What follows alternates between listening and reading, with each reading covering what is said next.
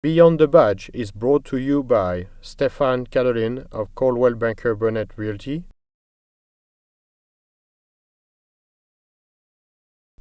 and the Edina Crime Prevention Fund.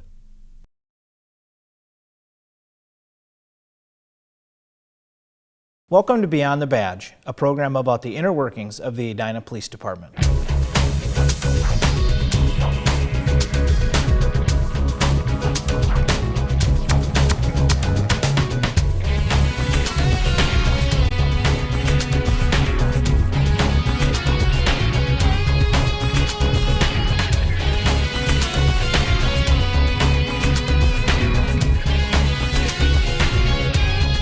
Thanks for joining us. I'm Officer Brian Hubbard. Edina police officers are giving jewelry to teens. As part of their annual Safe Driving campaign, officers are giving Edina High School students green thumb bands imprinted with texting kills. Officers are also giving gotcha coupons to students who are found wearing their seatbelts and driving without any distractions. Students are given gift certificates to such places as Noodles & Company, DQ Grill and Chill, Dino's Gyros, and D. Bryan's Deli. The Teen Safe Driving Initiative started last year after we saw so many teen injuries and deaths as a result of distracted driving. This year, the police department is also working to eliminate underage drinking. Officers will send letters to the registered owners of vehicles parked outside a suspected juvenile drinking party. At homecoming, voluntary breathalyzers were given to students for a chance to win prizes such as iPods, gift cards, and athletic passes. Voluntary breathalyzers will be given at dances later in the school year. Edina Police Officer Dan Conboy has been promoted to the position of sergeant. Conboy began his career in law enforcement in 1999 as a police officer in Tempe, Arizona. While on the police force in Arizona, Conboy spent a year in the department's DWI and aggressive driving unit. He graduated with a degree in journalism from the University of Arizona. Conboy joined the Edina Police Department as a full-time patrol officer in 2004 and in 2009 became school resource officer, serving as liaison between the Edina Police Department and Edina Public School officials. Conboy spent his 2 years as school resource officer for Southview Middle School, Valley View Middle School, and the 6 public elementary schools in the community.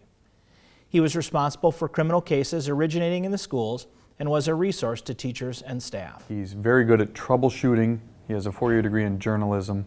He's just a great problem solver, a good people person, and he's really going to fit well into this position. As one of 8 sergeants in the Edina Police Department, Conboy will oversee a shift of 6 patrol officers.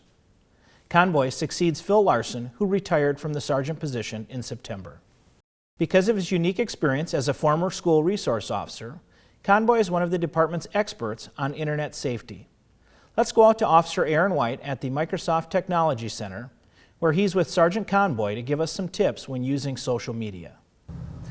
Thanks, Brian. Today we're at the Microsoft Technology Center in the Centennial Lakes Office Park in Edina. Thanks to Microsoft for letting us be here today. And we're here to talk about technology-related subject, and that is safety for the family and for kids on the internet. I'm joined by Sergeant Dan Conboy. Dan, thanks for being here. Thanks for having me. Congratulations on your recent promotion, and part of the reason we wanted to talk to you today is you were just prior to this school resource officer here. Right.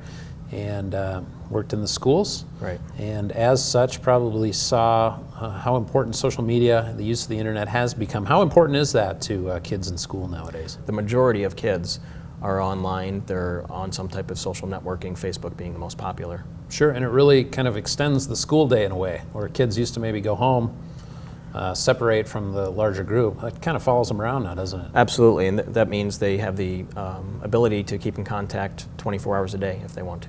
And what are some of the negative effects that you saw from that continuous contact and that kind of offline from school communication? Yeah, unfortunately I did run into a lot of problems with Facebook.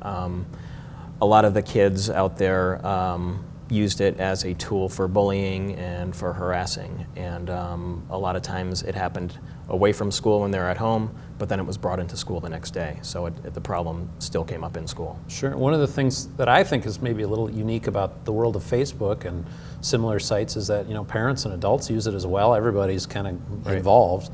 Do you think that causes parents to maybe let their guard down a little bit? Maybe their friends online or something like that? Are parents doing enough to monitor what their kids are up to online? Well, that's what we try to talk about and educate the parents is that they really have to monitor their kids' activity online. They need to be aware of who their kids' friends are on Facebook. They need to be aware of what websites they're going to.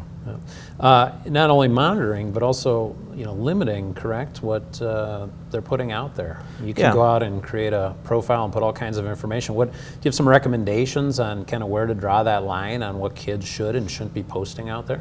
Well, there's what we try to tell parents is kind of some common sense things.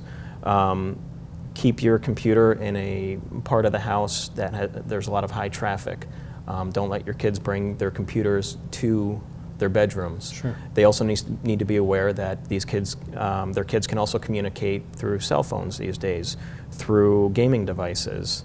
There are other ways to communicate other than just the maybe central computer of your house.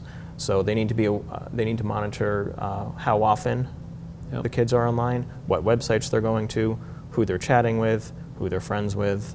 And privacy settings as well is probably something where they can have some influence Absolutely. and impact. How can privacy settings be used to maybe protect kids? Yeah, that's one of the biggest issues I've come across is a lot of these kids who run into problem who end up being victims of harassment and bullying and even stalking. They don't monitor their privacy settings. It's very easy to go into Facebook and adjust your settings so that only certain people can view your profile. Sure. Only certain people can ask you to be friends.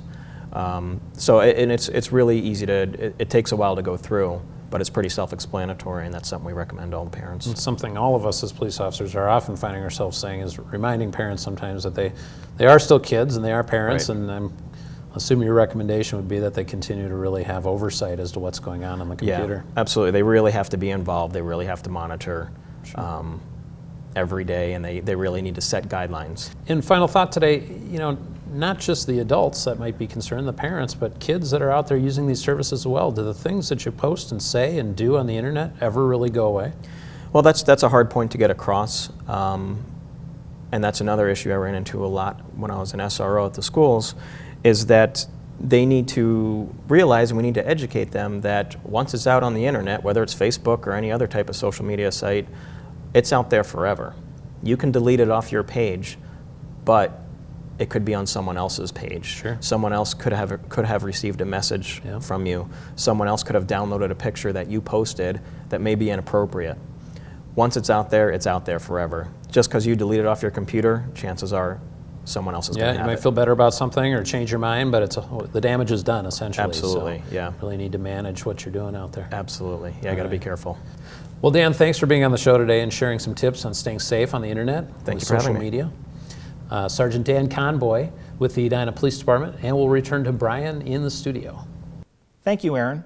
In each episode of Beyond the Badge, we take an in-depth look at different ways viewers can protect themselves from crime. As the sun sets earlier, it may be dark by the time you walk to your car after work. Follow these safety tips to protect yourself in a parking lot or ramp. Put valuables and packages in the trunk of your vehicle or out of sight before you arrive at your destination. Drive with your car doors locked and windows closed. Keep your wallet and purse out of view while driving. Do not leave them next to you on the seat. If you have the option, park in a well-lit area of a parking lot or ramp. When you can, park your car as close as possible to an exit in a ramp, elevator, or near the attendant's office in a lot. When exiting and entering your car, only unlock the driver's door if there are no other passengers. If you must leave your key with an attendant, leave only your car key. Check parking ramp or lot for security protections such as video cameras, regular patrols, or escort services. Do not leave any valuables inside the car. Keep your parking stub. If someone tries to break into your car, honk your horn repeatedly. Display a confident and positive attitude when walking. If possible, return to your car with an escort or in a group. Have your door key in hand before walking to your car. Look around and inside your car before you unlock the door and get inside. If you are being followed while driving, go to the closest police station or drive to an open business where there are people. Do not drive home or pull over to the side of the street. Have you ever been at a stoplight and seen a white flashing light there until a squad car, fire truck, or ambulance goes through the intersection? The Opticom system is a traffic control system that provides a green light and therefore intersection right-of-way to emergency vehicles. Let's visit Officer Aaron White in the field with Officer Keith Berger, who will tell us more about the Opticom in this episode segment of How's It Work? Thanks, Brian. We're back again with How's It Work? And I'm at Edina City Hall today and joined by Officer Keith Berger. Keith, thanks for being here. Thank you, Aaron. Keith, you're a member of our traffic enforcement unit, focusing full-time on traffic enforcement, and we're going to kind of feature your new car here today. Okay. This is a brand new one for us, correct? It is, 2011 Ford Crown Victoria. All right, the last of the Crown Victorias, they're kind of phasing them out, and what we want to learn a little bit about today is kind of how the police lighting, the traditional red and blue lights of the police car have evolved, and clearly this car, being very low profile, sort of semi-stealthy, kind of demonstrates how the profile has changed on these lights. What's different? What's new about this technology? This technology, it's called LED technology, light emitting diode. Basically what it is, it's a more powerful light in a more compact package. It's more energy efficient. Sure. So traditionally, up until a few years ago, cars were halogen lighting, basically traditional light bulb in a socket that spins around. And now with this LED lighting technology, it is a lot more effective and we can hide it a lot better than the traditional brighter, halogen light. Lower Yep. profile. I see the fixtures on this car clear. They don't have the red and blue until you turn them on. Can you turn the lights on this car and kind of show us how things change? Yes, I can. So there's no light showing right now. And then when I flip on my switch, you can see that some lights are blue and some lights are red. Sure. And in the back I have orange lights too. Suddenly becomes a police car. Yep. Kind of jumps out here. Tell me a little bit about what you would like to see drivers doing when you approach from behind with your red and blue lights on. There's a little confusion sometimes. People don't know exactly what to do, so let's get a reminder out there. When an emergency vehicle approaches, what do you want to see them do? When you see flashing lights behind you, law says slow down and move to the right. People tend to slam on their brakes or not even notice you. They'll stop in your path if they panic. Sure. Just the best thing, the safest thing to do, tap your brakes, move to the right. Another thing I'd like to learn a little bit more about is the traffic light preemption that these squad cars are equipped with. More and more stoplights now are equipped so that emergency vehicles can enter the intersection on a green light. How does that work? The preemption system works. It's actually a very simple system. There's a light in a squad car or a fire truck or ambulance, and that light flashes a certain pattern. And that little black box on top of a street light or a semaphore light, when it receives that light signal, it changes all the lights so that the direction the signal is coming from turns green. Okay, so that you ideally will get the green light as you approach the intersection. Yep. What do those signals mean? Can you fill people in that have maybe wondered what the flashing white lights mean? And Yep. Well, next to the black box is a white spotlight or a floodlight. And if the light is solid, it's not flashing, usually that means that the emergency vehicle is coming from behind you, so it's going the same direction as you. If the light is flashing, it's coming from a different direction, and your light will turn red eventually, and you need to stop. okay, so anytime you see those floodlights activated, that's a pretty good indication you should be on the lookout for an approaching emergency vehicle. Yep, and the emergency vehicle may not have the siren going, so look for the lights. Very good. Well, thanks for showing us the new squad here and filling us in a little on the emergency lights, and we'll just remind people to safely move to the right and to look out for emergency vehicles. Thank you, Aaron. Thanks for being on the show. Officer Keith Berger, a member of our traffic unit here at the police department, and we'll return to Brian in the studio. A symbol of the community's stance against impaired driving, the Mothers Against Drunk Driving red ribbons will soon be seen around Edina. Starting November 15th, look for MAD red ribbons in Edina at participating medical clinics, government buildings, libraries, and schools. Throughout the holiday season, tie the MAD red ribbons on vehicles, keychains, and backpacks as a visual reminder to stay sober when driving. Remind one another that drinking and driving is not a good combination. We want to keep everyone safe and healthy. Encourage everyone in a car to wear their seatbelts because they are the best defense against a drunk driver. If you see an impaired driver on the road, call 911. On behalf of my co-host, Officer Aaron White, and the rest of the officers of the Edina Police Department, thanks for tuning in to learn a little bit more of what goes on beyond the badge. Stay safe.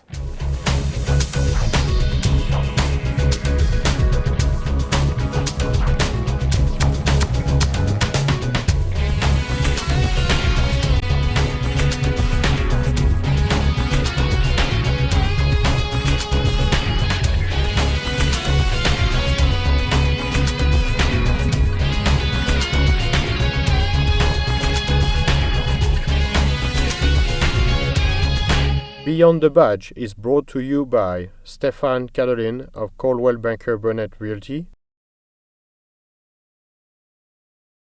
and the Edina Crime Prevention Fund.